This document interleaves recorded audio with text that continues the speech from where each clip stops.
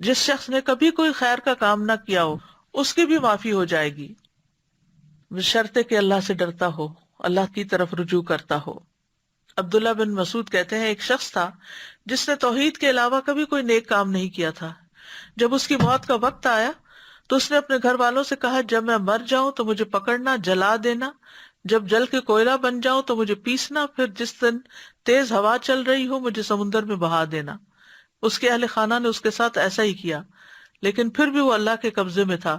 اللہ عز و جل نے اس سے پوچھا کہ تجھے اس کام پر کس چیز نے مجبور کر دیا تھا؟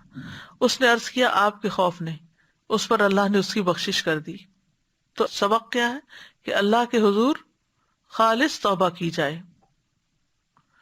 سورۃ التحریم میں آتا ہے، یا ایھا الذین آمنوا توبوا الی اللہ توبۃ نصوحا۔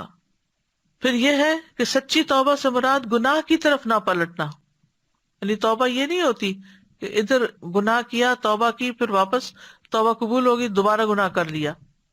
پھر سچی توبہ دراصل اپنی ذات کے ساتھ خیر خواہی ہے، اور زبان سے استغفار، دل میں ندامت اور اعضاء کا گناہ سے بچنا ہے۔ پھر سچی توبہ میں 4 چیزیں پائی جاتی ہیں: زبان سے استغفار کرنا، جسم سے کنارہ کشی کرنا، دل سے نیت کرنا کہ دوبارہ اس گناہ کی طرف نہیں جائے گا، اور برے لوگوں سے قطع تعلقی کرنا تاکہ وہ دوبارہ اس کو اپنے ٹریپ میں نہ لے لیں۔